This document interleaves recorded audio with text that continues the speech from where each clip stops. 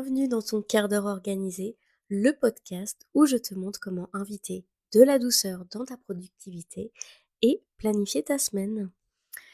Ouh, c'est le premier épisode. J'ai peur, je sais pas comment te parler, j'ai peur que tout floppe. Là, dans ma tête, pour te dire, je me retrouve un peu à mi-chemin entre le premier exposé que j'ai fait, je sais pas, quand j'étais toute petite, et le jour de ma soutenance de thèse. J'essaye de me rappeler que j'ai survécu à ces 2 moments-là et à tous les moments de trac entre les 2. Donc a priori, ça devrait aller.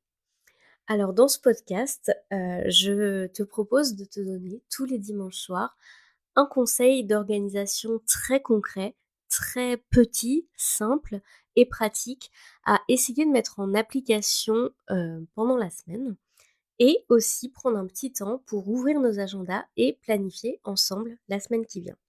Je te conseille de l'écouter donc avec ton agenda, ton bullet journal, ton appli ou même une feuille de papier devant toi et de pas hésiter à, utiliser les notes du podcast qui seront mises sur Substack toutes les semaines.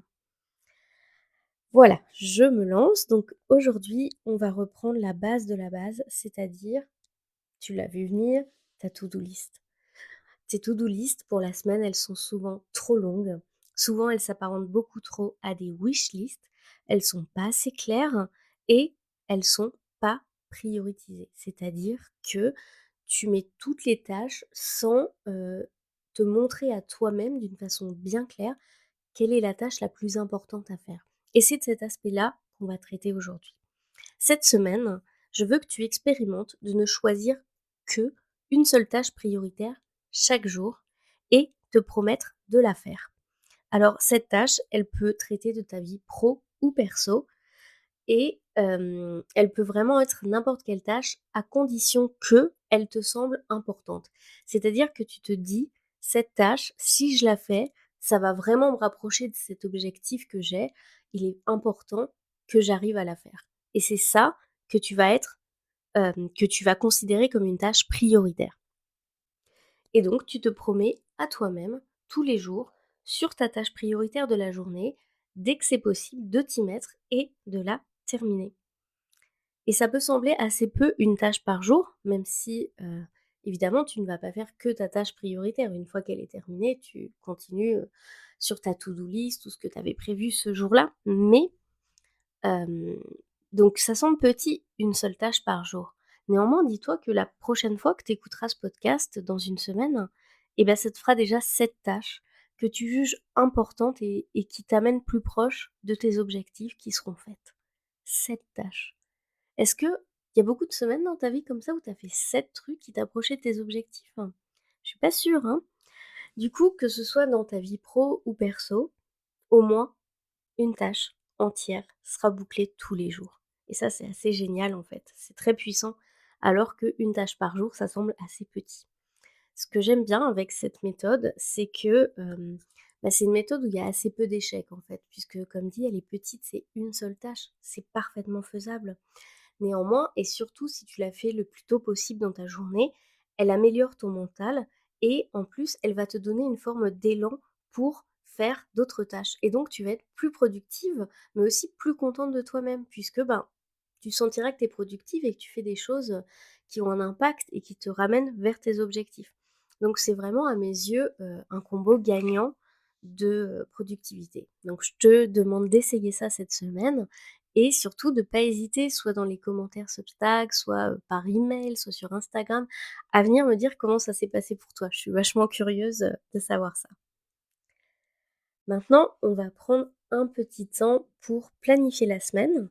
Donc je te laisse ouvrir ton agenda, ton bullet journal, ouvrir ton appli ou même sortir une feuille de papier brouillon. Petit bonus si tu as, des stabilos ou des crayons de couleur, quelque chose comme ça avec toi, puisqu'aujourd'hui, on va regarder comment tu peux, créer des blocs dans ta semaine. Donc je voudrais que sur une double page, tu visualises ta semaine et tu vas noter d'une certaine couleur tout ce qui est déjà bloqué. Donc les rendez-vous, les, séances de sport, fixes par exemple, ce qui ne pourra pas bouger. Donc tu choisis une couleur et tu les notes dans leur bloc de temps. Donc ça, c'est ton ancrage. C'est les choses qui sont, indélébiles pour ta semaine. Je te laisse tranquillement les noter. hésite pas même, à faire pause. Ensuite, on va noter les temps de respiration. Donc ça, par exemple, ça va être, le matin avant le travail, un temps sur le midi, un temps, même court, même en fait qui correspond juste à ton trajet de retour du boulot dans l'après-midi et ta soirée. Donc ça, hésite pas à prendre une autre couleur et je sais pas si tu as un truc visuel, avec des horaires de hachurés et de montrer à la personne, toi, du futur, que ce temps-là n'est pas disponible pour des corvées. Ensuite, tu vois tout ce qui reste entre ton ancrage complètement bloqué et les temps de respiration, et ben, c'est tout le temps disponible que tu as pour caler les tâches de ta liste. Donc soit en les notant directement, soit en faisant des créneaux plutôt thématiques. Par exemple, te dire, bah là, le mercredi matin, je me note d'une certaine couleur que je vais faire toutes mes publications pour les réseaux sociaux. Donc ça, ce n'est pas que dans le domaine professionnel, c'est aussi ton domaine perso. Donc si, le mercredi après-midi, tu le passes avec tes enfants, tu te notes temps avec les enfants. Je veux que tu remplisses ton agenda pour te montrer cette fois à toi-même quel temps tu travailles, quel temps tu travailles pas, quelles tâches tu peux remplir et ça, le faire visuellement, ça t'aide à ne pas prévoir trop de tâches dans la journée et d'être réaliste avec ta to-do list, ce qui te permet, bah, de la terminer, de te sentir, bien avec toi-même.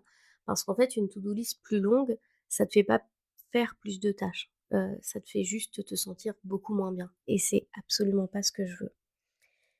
Et ensuite, pour chaque jour, tu ajoutes, si tu les as déjà décidées ou tu les ajouteras au fur et à mesure, tes tâches prioritaires de la semaine dont je te parlais juste avant. Voilà, là tu as le squelette de ta semaine, ton guide. J'aimerais bien aussi que chaque jour, tu notes ce qui marche pas dans ces journées que tu t'es notées là et garde bien, cette feuille de papier avec toi, pour la semaine prochaine puisqu'on fera un petit bilan et je te montrerai comment, tirer quelque chose d'une semaine qui a eu lieu, peu importe comment elle s'est passée. Voilà, donc ta semaine est posée. J'espère vraiment qu'elle sera douce, productive et que tu vas réussir à faire au moins une tâche importante chaque jour. On se retrouve dimanche prochain, même endroit, même heure et d'ici là, prends bien soin de toi.